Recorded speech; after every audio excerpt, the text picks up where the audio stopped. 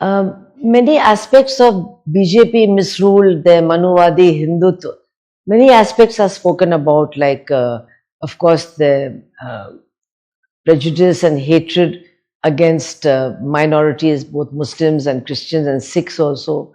Also, their anti-poor policies, their complete antipathy to the Indian constitution and their determination to replace it with the Manusmriti. All these things are quite well known and spoken about. But one aspect of BJP's misrule is not given the attention that it deserves, and that is their attitude towards atrocities against women and those who are perpetrators of these atrocities. The thing is that it is not as if atrocities against women take place only in BJP ruled states or only after 2014. That is not the point. It has been happening before, it is happening in many states. But the point is, what is their attitude when they are in government towards perpetrators of violence and sexual assault against women, girls, and even infants. And I think that this is a very important aspect of their misrule and their attitude that should be really taken note of, because it is also giving an example to people of the kind of cruel Manuvadi attitude, patriarchal attitude that they support towards women. Now, at this very moment, as I'm speaking, somebody called Asaram Bapu, who is not accused but convicted of rape of a minor girl. We were very much involved in that case. And she was a girl who was studying in one of his schools. So that is even worse, because she was in the position of somebody who was under his protection. And he was accused by her of a terrible sexual assault. And he did go to jail. He was convicted. And the Supreme Court upheld the conviction. And he tried many times to get bail, but he was refused bail. Now there's a BJP government in Rajasthan. He was in a jail in Rajasthan. He was given parole about 6 months ago for some medical treatment, and now he has been given parole again. And just yesterday, he is having a pravachan and charging 11,000 rupees to each person who is coming to that pravachan. Now this is something really extraordinary. The Prime Minister earlier on had said that he was a devotee of Asaram's, and he never criticized him. When the case came or when he was convicted, Narendra Modi never said a single word about it. And now, as soon as his government has come in Rajasthan, they have given him parole, and he is out there addressing meetings of people who are his devotees and charging money for them, making money. And what is very important to remember is that he and his son have both been convicted of rape, actually. And both of them have used their money and their influence to bring cases against the father of that girl, the victim or the survivor, and also a man who used to be an employee in their ashram, who had actually come out giving information about the misdeeds that were occurring there. Both of these people are being harassed. There are cases against them in many, many courts in India. We are always trying to help them, right from Jammu to Mumbai to many other states. There are cases against them. So it is a fact that those who have been fighting for justice, those whose family member is the survivor, they are being harassed and persecuted, and this is a common feature in many cases, whereas the perpetrator of the crime is being given every kind of help and support by the BJP government. Now he is released on parole after the Supreme Court has refused his bail. And this is not a single case. If we look in Haryana, there's another so-called holy man called Baba Ram Rahim. He has also been convicted of rape of 2 young women, also of murder and some other very heinous crimes. He's been convicted. He has been sent to jail. But every time there is a election in Haryana, the BJP government releases him on parole. He is able to go back to his ashram. Many BJP leaders and people who are candidates in the election, they go to him to get his blessings, touch his feet, and he is giving public statements in favor of BJP, to vote for BJP every time there's an election in Haryana. This is something quite extraordinary. And in the same way, those people who are convicted, I think, of the worst crime against a woman and her family, that is in the Bilkis Bano case. We all know that during the riots in Gujarat 2000, Bilkis Bano, along with her family members, in which her mother and her brother's wife were also with her, they were escaping from people who were attacking them in their village. Bilkis Bano was 4 months pregnant and she had her small 3-year-old child with her. And her sister-in-law also was pregnant. She delivered a baby during their escape. But the next morning they were caught by those people who were wanting to attack them. And the most heinous crime was committed. Bilkis Bano was raped in front of her mother and her relatives and her sister-in-law. Her 3-year-old child was killed in front of her eyes. Her sister-in-law's baby, who was just not even 1 day old, was also killed. And the sister-in-law and her mother were also gang raped in front of, their relatives and their village people. And then the men who were with them, they were also killed. All of them were attacked. And Bilkis Bano was actually under 1 or 2 bodies. So they thought she's also dead. And they left her there. But she managed to escape and the police rescued her. And even her clothes were actually kept in the hospital where she was taken. It was a lady DM who took her whole statement. She knew all the people who were responsible because they were from her village. But still it took 8 years for her to fight for justice. And finally those people, I think there were 12 and then one died, 11 of them were convicted. And first they were to be convicted, even life, the capital punishment was supposed to be given to them, then that was removed. But they were all convicted for life. And the thing was that they should not be released.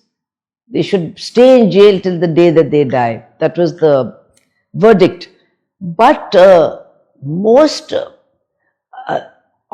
horrible thing happened that on 15th of August 2022, I think, when it was the 75th year of independence, just at the time when Mr. Modi was making a speech from the Red Fort saying that now women are going to be safe and they will not be in any way humiliated, at that very moment, these 11 rapist murderers were released from the Godhra jail and they were welcomed like heroes by RSS and VHP people.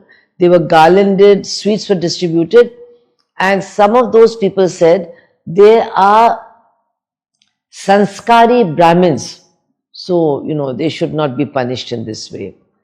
So, I was one of the people who went in a petition to the Supreme Court saying that they should be sent back to jail. And I must say that the best lawyers in India were there fighting for us, with us, pro bono. They didn't charge a single penny.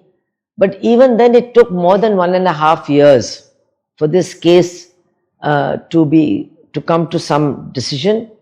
And in that 1.5 years, the central government and the state government of Gujarat, they sent their entire legal teams, their legal officers, the most expensive lawyers of the Supreme Court to fight for those 11 rapist murderers. Crores and crores of rupees were spent.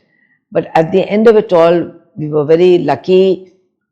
Bilkis Bano also then decided to be part of the whole case.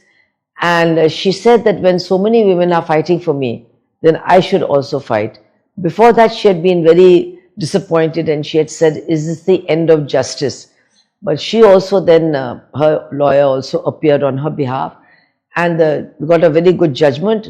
The judges criticized the Gujarat government also for misleading them, for telling lies, and also those criminals, they had also lied to the court, and they were sent back to jail, and they had now in jail, of course, they are getting very good treatment. They're given parole also, off and on, but at the moment, at least they've gone back to jail. But as far as the BJP is concerned, they would like to set them free, and they would not mind if they committed more crimes. It's not of any consequence to them.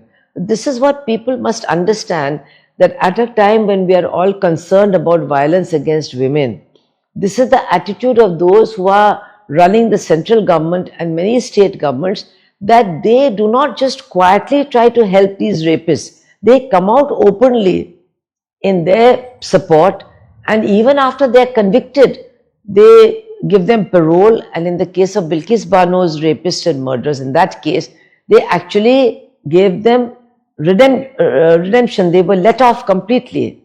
This is something really very horrifying, and I think it's not spoken about as much as it should.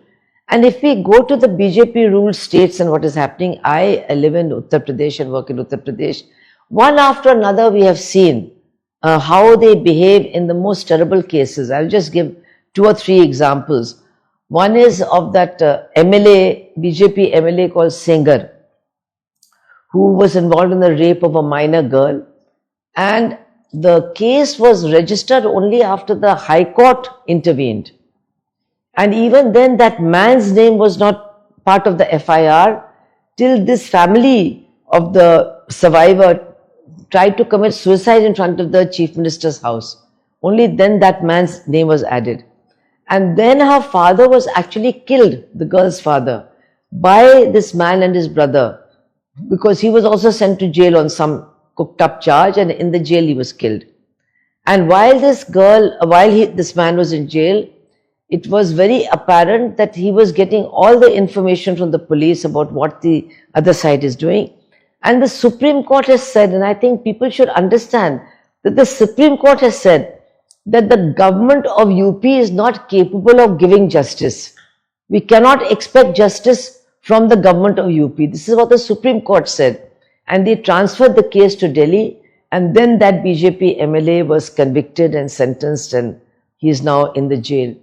There was another terrible case in which a person called, he's also supposed to be some holy man, Swami Achyutanand, he owns many educational institutions.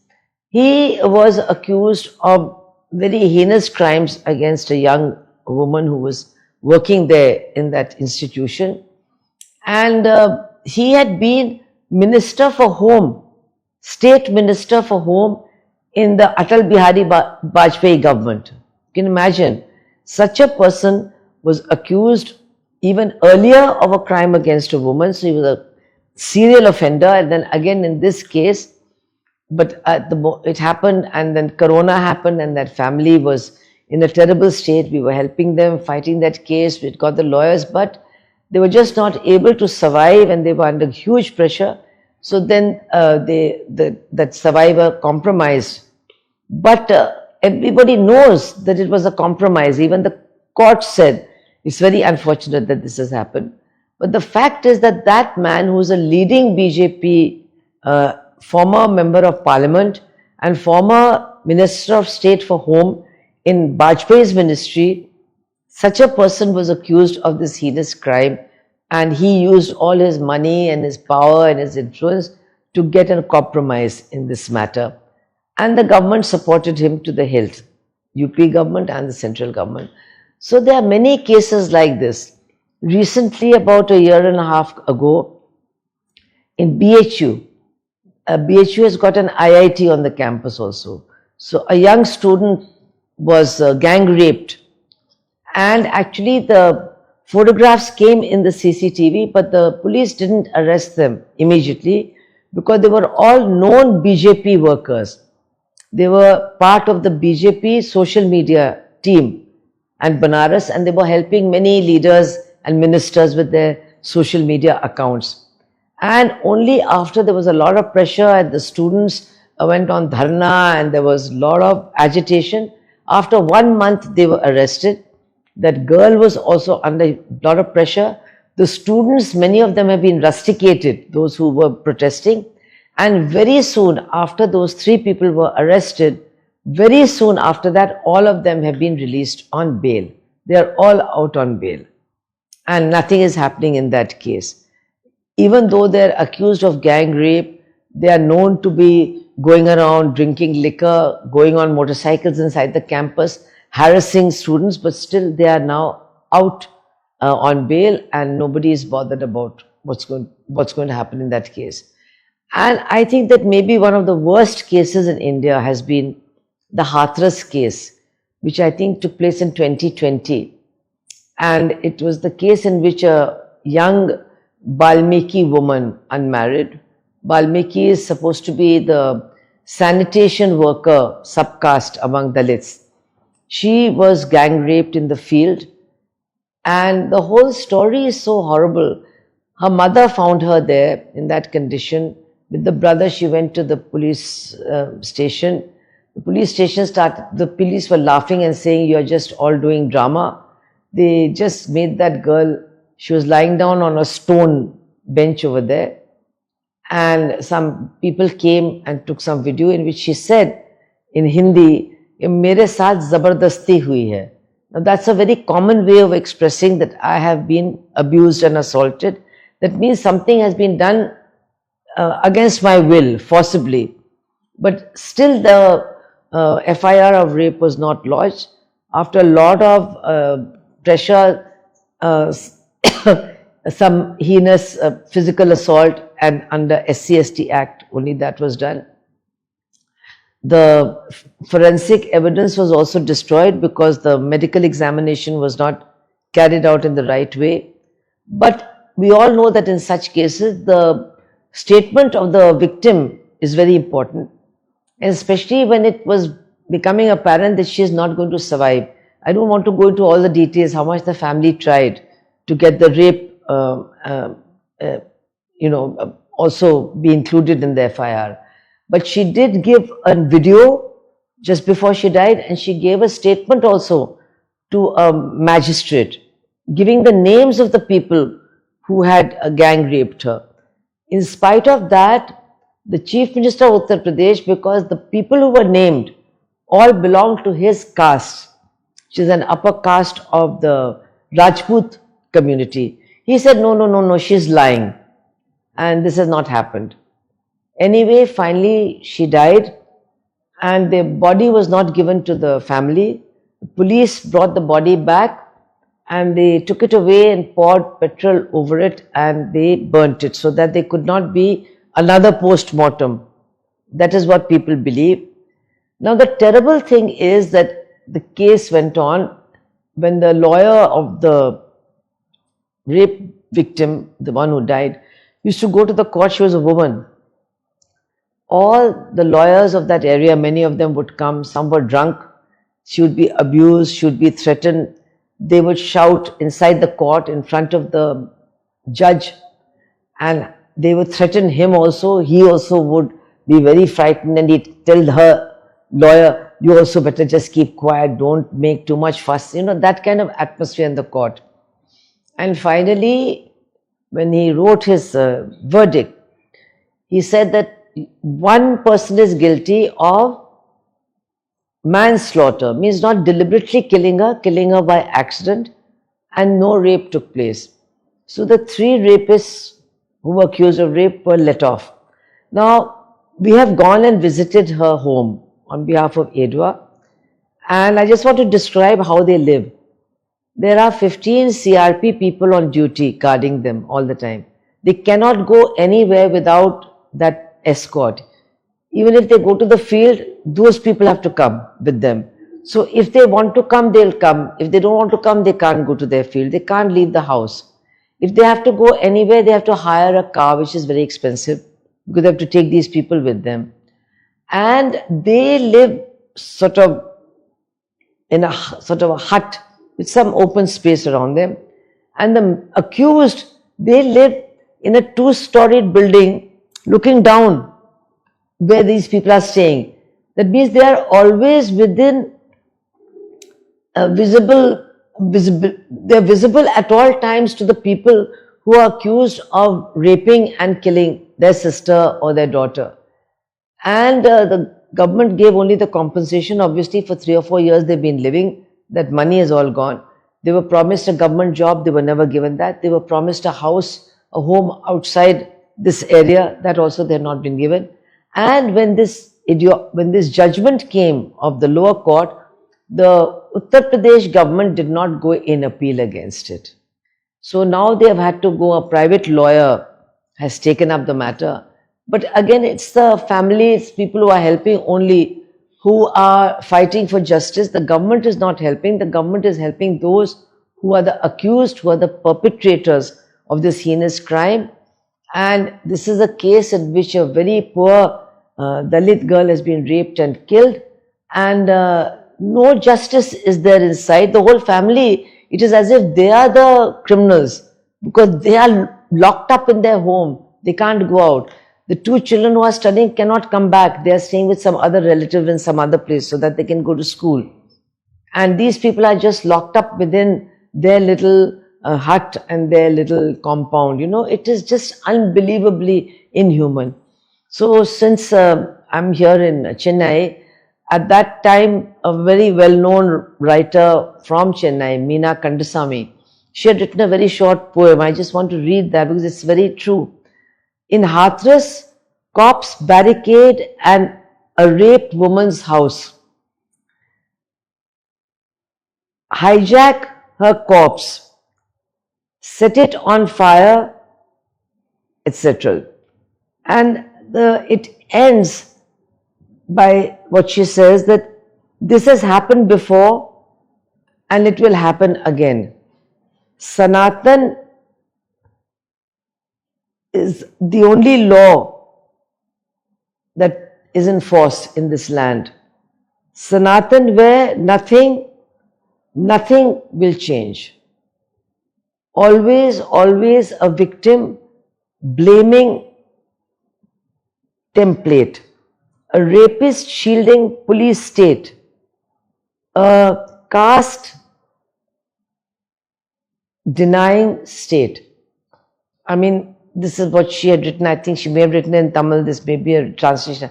But it's exactly true that here we are in the 21st century going into, and the kind of crimes that are taking place. I've just given you some examples. Recently, there have been even worse crimes than this. In Ayodhya, the holy city of the Ram temple, a Dalit girl has been raped and some BJP supporters are involved.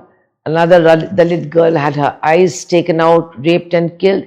So the condition of women is really bad, especially in the BJP ruled states. I've not even talked about Madhya Pradesh. Madhya Pradesh is also having so many cases. And Dalits are the worst sufferers. Crimes against Dalits and Dalit women have increased even during Corona, when they went down in the rest of the country because people were at home. In Uttar Pradesh, they went up. So it's a very, very horrible situation. And the worst thing is that the government is completely with those criminals who are responsible for these rapes and murders. It is not helping the victims and the survivors. Just recently, there was a case when 2 young women, there's a big town called Bareilly. They went there and that girl was saying, I've been raped by 2 men, I know who they are. And in my local police station, they're not registering the case. And when she went to the district headquarters, some policeman outside told her, oh, nothing's going to happen here, you better go. And she committed suicide. So these things are not being made known to people. Only some of the papers in Hindi, local papers and those local channels give this news. Social media, some of it comes out. But the rest of India doesn't know. And the rest of India must know. Because everywhere people are concerned about the safety of women. One episode happened here in some college in Tamil Nadu. And we saw, and it's good, there should be a hue and cry. There should be protests. There should be a fight for justice. But what about against the BJP? Against those people who are in time and again, in incident after incident, coming out openly on the side of the rapists, on the side of the murderers, on the side of the perpetrators of the crime, not only helping them when the case is going on, but even after conviction, giving them parole, letting them come out, letting them move around in society, whether it is Ram Rahim or whether it is Asa Ram Bapu or whether it was the Bilkis Bano convicts. So this is something that people should realize. We have a very patriarchal mindset which is very strong in our society, and when people who are committed to Manuvad openly are now ruling, obviously that mindset is getting strengthened and the rights of women are being trampled upon. The terrible violence that they are facing is being ignored, and those who are inflicting this violence are being supported, defended and helped in every way. These are things that must be discussed in our country and be more widely known among people, and people must really react and say that this is unacceptable. We cannot accept a government that behaves in this fashion. Don't forget to like, subscribe and share the videos.